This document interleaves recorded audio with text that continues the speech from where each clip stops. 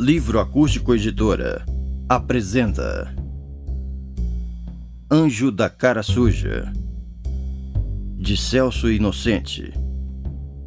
Primeira edição. É possível existir a amizade saudável entre um adulto e uma criança, que até então era desconhecida. Por que a velha questão, nunca fale com estranhos, ainda persiste? E por que precisa haver esta discriminação, dando a entender que a criança é um ser diferente, que só pode viver em seu mundinho infantil, separado dos adultos? Quanto mais o tempo passa, mais real se torna este perigo. Um mundo cercado pela inocência da criança e a perversidade de adultos cruéis. Assim é Regis, um menino pobre de apenas 8 anos de idade, protegido em seu mundo infantil, cercado de muitos amigos de sua faixa etária, até o dia em que se depara com uma amizade diferente. Um jovem casal encontra no menino a figura do filho que está por nascer, e com um jeito amável fará de tudo para conquistá-lo, cativando seu coraçãozinho simples, ingênuo e cheio de amor ao próximo. Aos poucos, esta amizade vai crescendo, e o menino passará então a fazer parte de suas vidas, demonstrando a cada dia a verdadeira felicidade em uma amizade saudável, que servirá de exemplo para que seja realmente possível apagarmos a marcante frase: nunca fale com estranhos. Será? Porque as sombras do destino precisa pregar períodos de adversidades em um lar que almeja se tornar cada vez melhor naquilo que se diz amor e felicidade. Conheça o período de conquista de uma amizade simples, porém especial. Conheça a persistência nas buscas de recuperação daquilo que lhes foi negado pelo destino cruel e impiedoso. Entre nesses dois mundos que nem precisava ser diferente: o mundo infantil, cercado pelo mundo adulto. Existe algo mais puro e sagrado do que a amizade de uma criança? É o que um jovem casal vai descobrir durante a convivência com um menino pobre de apenas 8 anos de idade, a partir de agora. Capítulo 1. Vitória Bonelli. Felizmente, Tiago, Mateus e Lucas trouxeram Neia lá do Guarujá. Estávamos em meados de novembro dos encantados anos de 1972, pouco depois das 7 horas da noite. Luciano Cavalari, funcionário público na Vara da Infância e Juventude no Fórum de Penápolis, contava seus 25 anos de idade. Branco, magro, cabelos pretos bem aparados, estatura normal, estava sentado na poltrona da sala de estar bem à frente de sua jovem esposa, Sara, de 21 anos, também branca, de cabelos negros longos, que, sendo casados há pouco menos de um ano, estava então no 5º mês de gestação do tão sonhado primeiro filho. Devido ao cansaço do rotineiro dia de uma dona de casa e as pernas que incham devido ao estado de gravidez, Sara estava então deitada no outro sofá, dos que a gente chama de 3 lugares, assistindo em preto e branco pela TV Tupi de São Paulo a emocionante telenovela Vitória Bonelli, que narra o drama de uma mulher, Vitória, interpretada pela atriz Berta Zemel, que acabava de ficar viúva ao lado de seus 4 filhos, todos jovens, e que foram batizados com os nomes bíblicos: Tiago, Tony Ramos; Mateus, Carlos Alberto Richelli; Lucas, Flamínio Fevero; e Verônica, Ana Maria Dias. Devido ao calor dessa época do ano, o casal adquiriu o costume em deixar a porta de entrada da casa, que fica a apenas 3 metros de distância para o portão que leva à rua, sempre aberta, durante todo o período em que ficava ali naquela sala assistindo a programação de TV, que geralmente começava para eles às 7 horas da noite com aquela telenovela.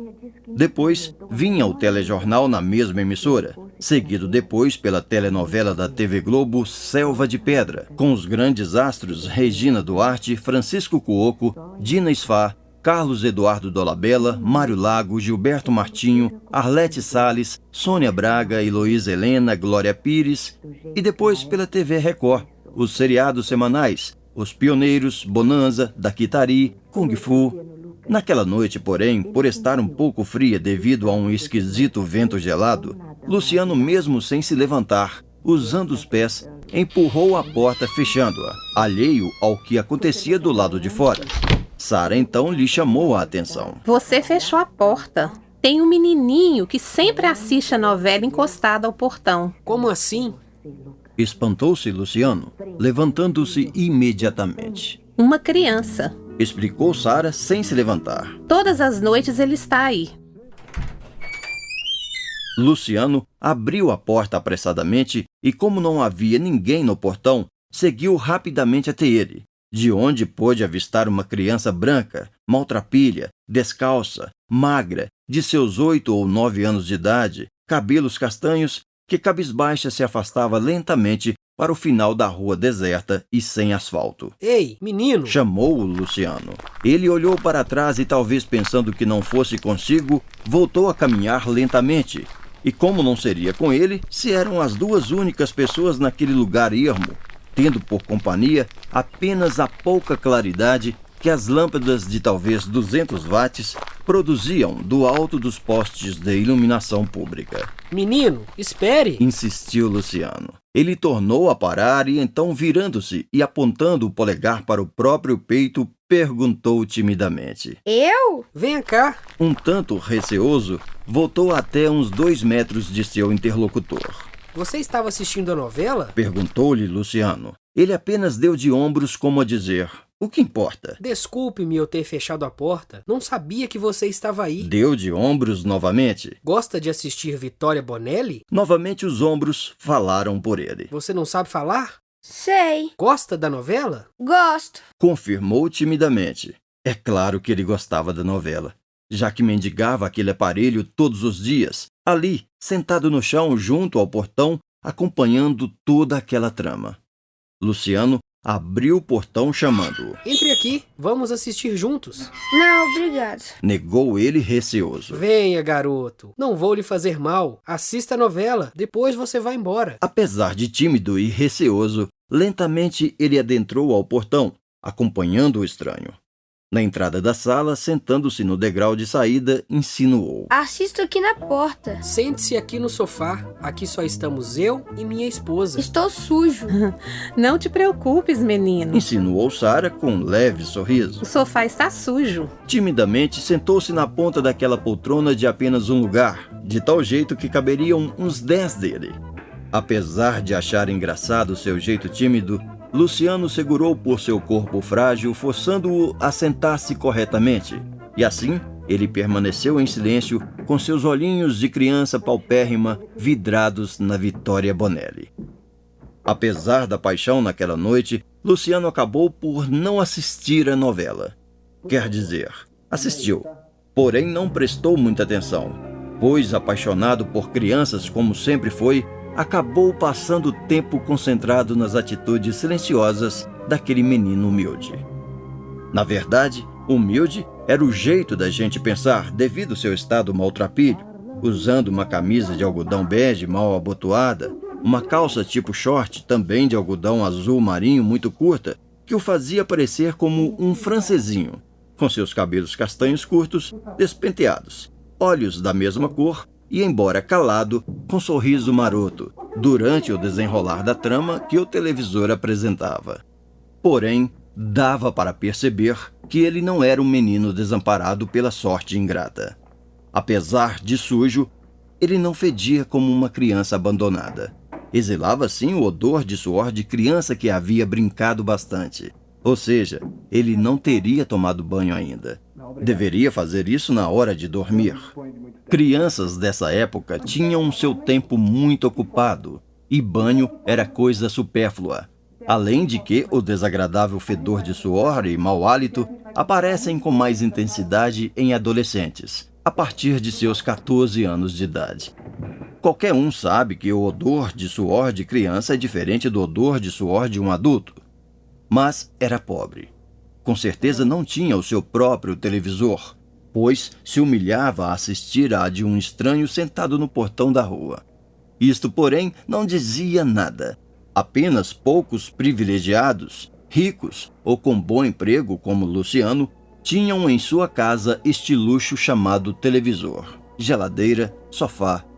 No máximo 5% da população penapolense tinha isto. Os demais sequer tinham que se aventurar nos parquinhos públicos, onde a prefeitura fornecia este bem com imagens em preto e branco para seus cidadãos, colaboradores com donativos forçados, através de impostos diversos, se descontraírem.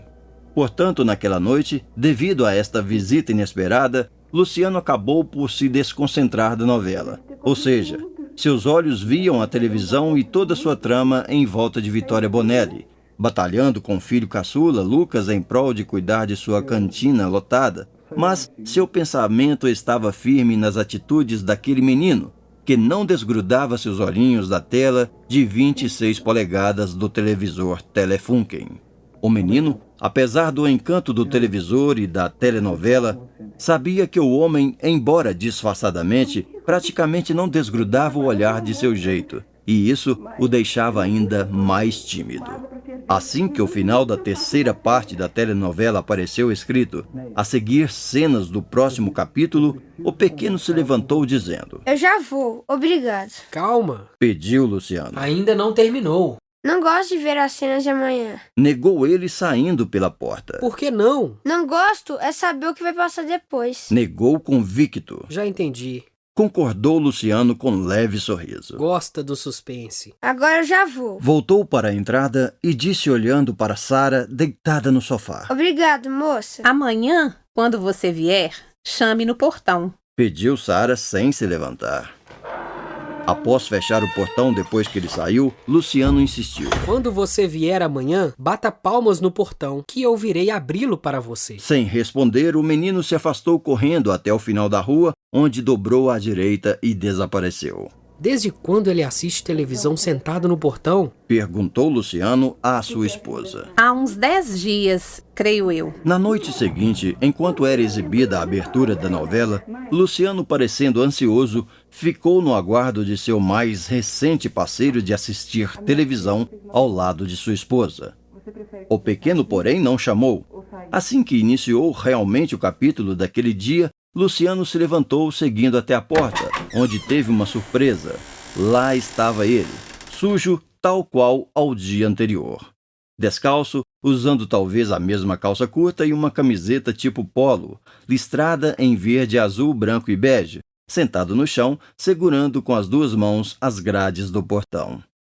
Luciano foi imediatamente ao seu encontro, abrindo o portão. Por que você não o chamou? Perguntou o homem surpreso. Não é preciso, moço. Negou ele. Eu assisto daqui. Nada disso. Faça o favor de entrar e sentar lá no sofá. Timidamente, ele adentrou até a sala e, após ser cumprimentado docemente com um simples oi por Sara, sentou-se do mesmo jeito na mesma poltrona do dia anterior. Luciano tornou a corrigir sua postura, sentando-se a seguir no outro sofá, onde, praticamente em silêncio, assistiram todo aquele capítulo. Na saída do portão, após o final da novela, Luciano voltou a insistir. Amanhã, quando você chegar, quero que me chame. O menino se despediu com um simples tchau e saiu apressadamente, dobrando à direita na esquina, como na noite anterior. Na noite seguinte foi a mesma coisa. Ele chegou sem ser notado, sentando-se no chão próximo ao portão, só entrando à residência dos Cavalares após ser convidado. Suas palavras econômicas eram praticamente sempre as mesmas. Oi ao adentrar a sala e tchau. No máximo, um obrigado ao se despedir. Na próxima noite, Luciano, pensando em testá-lo, resolveu endurecer. Ao contrário de sempre, pouco antes do início da telenovela, fechou completamente a porta da sala, obrigando assim ele chamar quando chegasse. Iniciou-se a abertura com a rolagem dos nomes dos atores e demais componentes da equipe de profissionais. Dobrando a esquina, sujo e maltrapilho como todos os dias, quase correndo, surgiu o menino. E estando então diante do portão, percebeu a porta fechada. Franziu o lado esquerdo dos lábios. Até ameaçou a bater palmas, mas sua mente infantil começou a condená-lo, formulando pensamentos hostis tais como: "Não tá vendo que eles não querem que você fique amolando? Moleque todo sujo e rasgado sentado no sofá novo deles. Vá ver sua novela no parquinho." Assim como chegou, virou para trás em disparada e na primeira casa, no centro da quadra, à esquerda para quem sobe, abriu o portão de ripas, feito por seu pai com os restos de construção que ele fazia para seus clientes de pedreiro e carpinteiro. Os 2 outros terrenos, entre a casa que fica bem de frente à rua transversal, não existiam construções, tendo por ali, protegido por cerca de arame farpado, um vasto mandiocal plantado por seu próprio pai. Sua casa era assim, recém-construída e bem simples, pintada a cal na cor azul muito claro, quase branco, tendo um muro baixo, pequena varanda antes da entrada para a sala, depois uma cozinha com fogão a lenha, revestido em concreto vermelho com um forninho embutido. O quarto de seus pais, onde, em um berço de madeira formado por grades e envernizado em vinho, dormia também o maninho caçula, com apenas 5 anos de idade. O quarto das crianças, onde ele dormia em uma das 2 camas de casal, amontoado entre 4 irmãos, inclusive uma menina 1 ano e meio a menos do que ele, na saída da cozinha, do lado externo, ficava o banheiro, com um chuveiro improvisado construído com um grande balde, tendo adaptado no fundo um bico de regador soldado, invenção de seu pai. Ao lado, um profundo poço de sarrilho, com manivela de puxar água com o próprio esforço dos braços. Aos fundos da residência humilde, outra residência ainda pior, sem sequer ter recebido o tal reboco, contendo apenas 2 cômodos, uma cozinha pequena e um quarto grande, sem nenhum banheiro, sendo que seus moradores, sua tia Amélia com seus 6 primos, João, de 10 anos, Zete, de 9, Moacir, de 7, Gilmar, de 6, Ivone, de 4 e Zoca, de 3 anos, tinham que compartilhar o banheiro da casa principal. Ao lado desta, uma pequena horta, cercada por telas evitando a invasão das intrusas galinhas que se amontoavam no terreiro durante o dia e naquela hora de quase noite de horário de verão já se empoleiravam sobre o grande forno, onde sua mãe usava para assar pães e às vezes, geralmente no Natal, algum tipo de porco ou frango. Ele, porém, sequer pensou em adentrar em seu modesto aconchego familiar.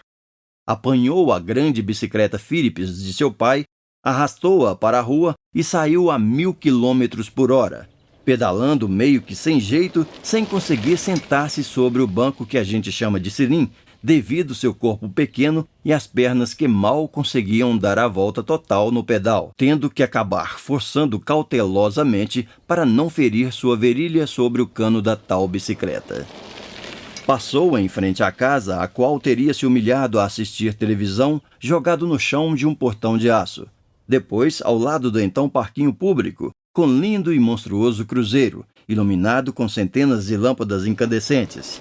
Seguiu em frente até a lateral do aeroclube municipal, cercado com arame farpado, virando à direita e depois de 200 metros à esquerda, passando em frente ao grande portão principal, semelhante aos usados nos sítios, incluindo o mata-burros naquele recanto de lindas aeronaves, tendo inclusive em sua coleção uma réplica do famoso 14 bis do fabuloso Santos Dumont, que de vez em sempre enfeitavam o céu penapolense com seus voos divertidos, tais quais monstruosas aves à espreita de alguma presa desavisada no solo. Tais naves mágicas muitas vezes despejavam dezenas de lindos paraquedas, colorindo ainda mais o gracioso céu claro de uma cidade do interior, onde o calor sempre girava perto de seus 40 graus centígrados. Dobrou à direita, passando ao lado da gigantesca Casa Anjo da Guarda. Depois, à esquerda, onde só então a rua se tornava asfaltada, passando em frente às 2 entradas principais desta casa que abrigava crianças desamparadas. Depois, dobrando à direita na rua Doutor Ramalho Franco, passou em frente à casa de sua professora, Dona Mercedes, do grupo escolar Marcos Trench, e chegou ao parquinho ao lado da bela igreja Nossa Senhora de Fátima. Jogou a bicicleta ao chão e, antes mesmo de adentrar ao portão principal daquele local público, teve outra decepção ao perceber que a televisão estava ligada no canal 7, onde poucas pessoas, na maioria crianças e adolescentes, assistiam ao seriado Batman e Robin.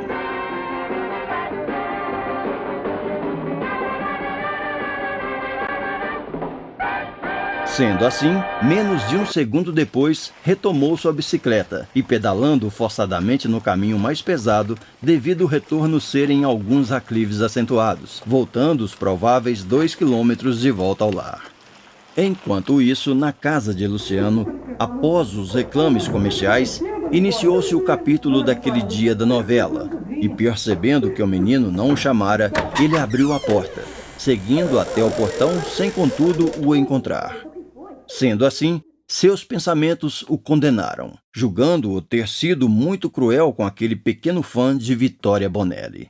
Acreditando que o menino, ao ter chegado até seu portão e ao encontrar a porta fechada, ter seguido para o parquinho a menos de 200 metros de distância, não se conformando, seguiu até o local, em sua busca. Porém, encontrou o local deserto, apenas com a iluminação do grande cruzeiro e o vigia. Por que não tem ninguém assistindo TV aqui? A TV daqui está queimada há 2 semanas. Só então Luciano entendeu por que o menino se humilhava a assistir TV sentado no chão do seu portão, ao invés de estar confortavelmente sentado em um dos bancos de madeira do tal parque público. Voltou para sua casa e naquela noite não contara com seu novo visitante, lhe fazendo-se sentir muito estranho, parecendo que teria feito algo errado. Aquele menino pobre era um desconhecido, não sabia sequer seu nome, mas parecia que já fazia parte de suas vidas. Na noite seguinte, deixou a porta aberta, mas ele não apareceu. Apesar da ansiedade, estava tudo bem, pois era domingo e não tinha novelas. Capítulo 2. Construindo uma amizade. Na segunda-feira, Luciano ficou aguardando ansioso, olhando pela janela do quarto. O menino chegou sorrateiramente e, como de costume, acomodou-se ali no chão da entrada. O homem foi até ele, abriu o portão e o convidou. Vamos entrar. Em silêncio, o pequeno entrou consigo até a sala. Cumprimentou Sara, que como sempre fazia para descansar das atividades diárias dentro de casa e esticar as pernas, permanecia deitada no sofá de 3 lugares. Sentou-se, desta feita corretamente sobre a poltrona menor.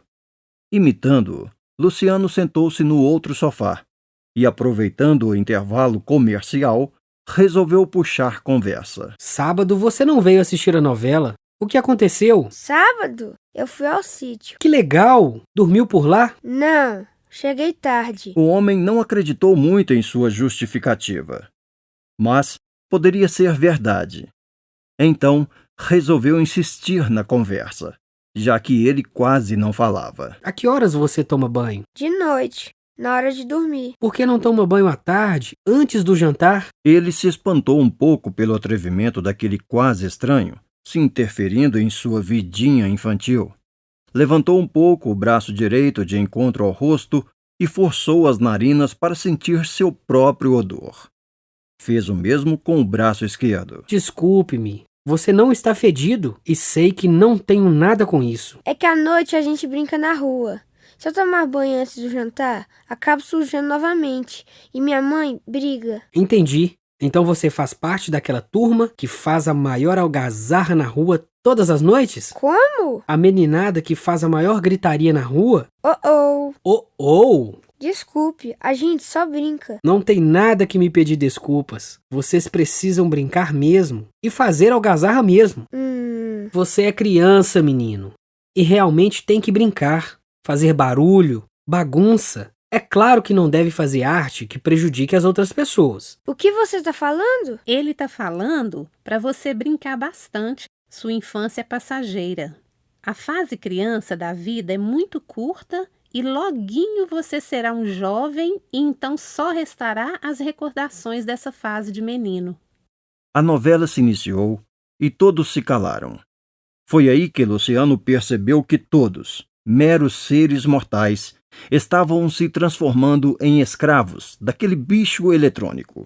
Lembrei-me que todas as noites, mesmo antes daquele novo visitante aparecer, eu e minha esposa ficávamos horas ali naquela sala, diante do televisor, completamente em silêncio. Naquelas horas, ele era o Senhor Absoluto. Só ele falava e nós só ouvíamos.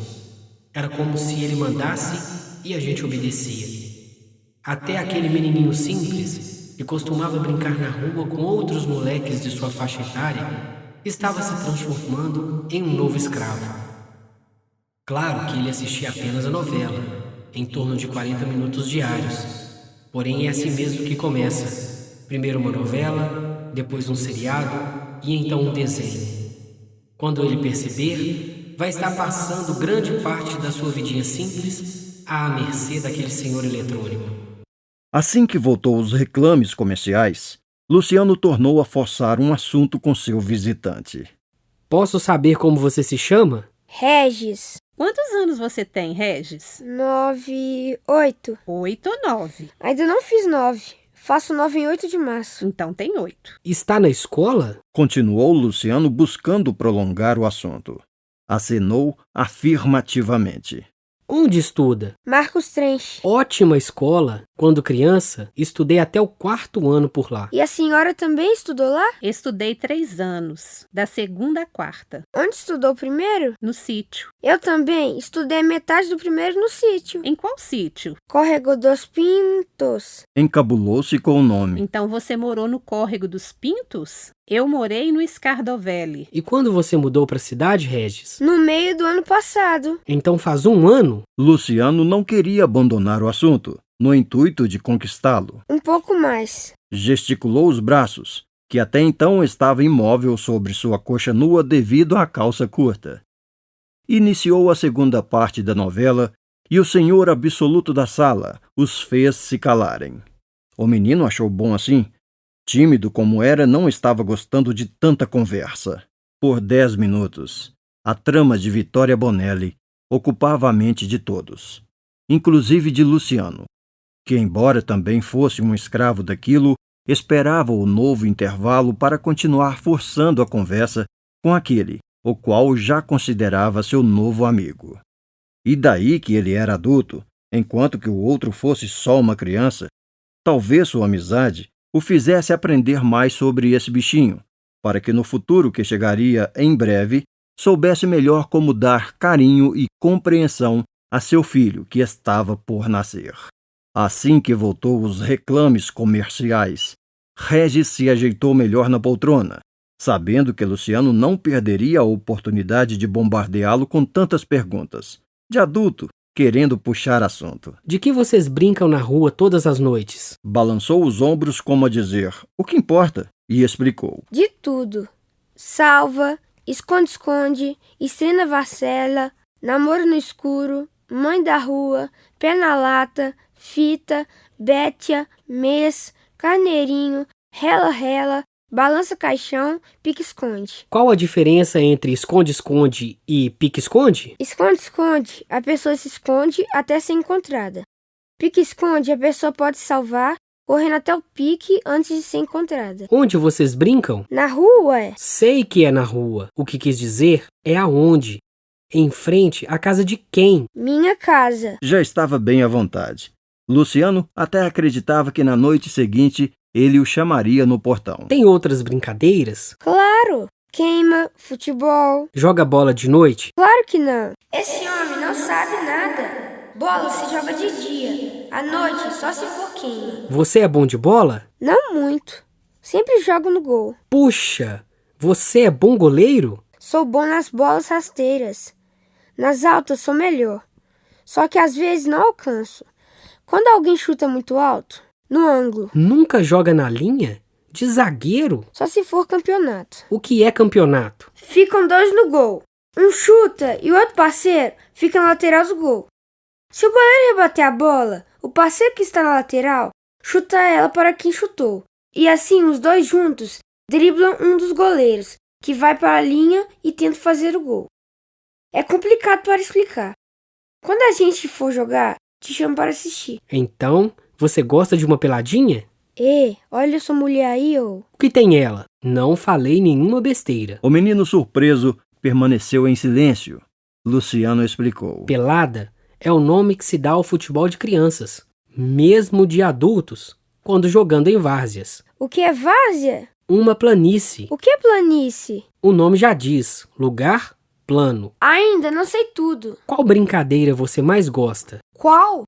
Deixa eu ver. Salva, eu acho. Como é brincar de namoro no escuro? Todos ficam sentados, menos dois que ficam em pé na frente.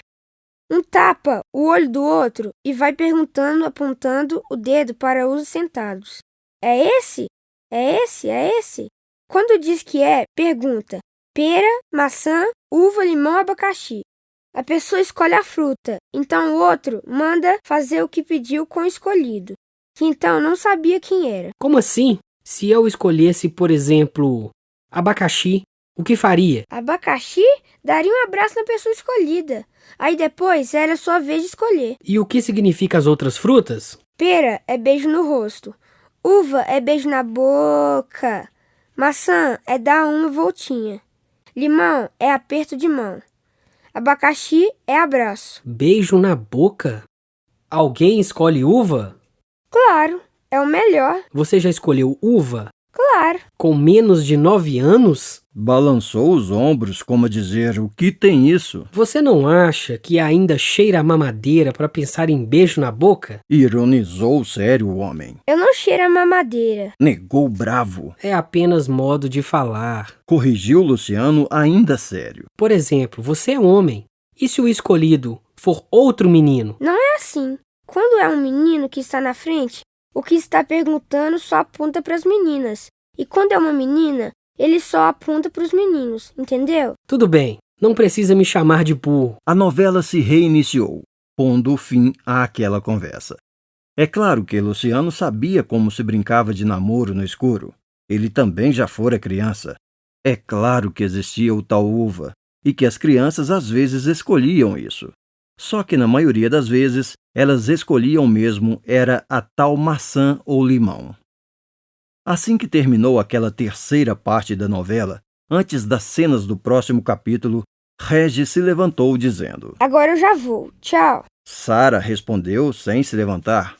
Luciano, porém, o acompanhou até o portão e, quando o menino já se afastava, lhe cobrou. Vê se me chama ao chegar ao portão amanhã. Regis olhou para trás, levantou a mão direita e seguiu correndo sem nada falar. Tinha pressa. Esperamos que você tenha gostado desta prévia. Para continuar ouvindo este audiolivro no Google Play Livros, use o link na descrição do vídeo.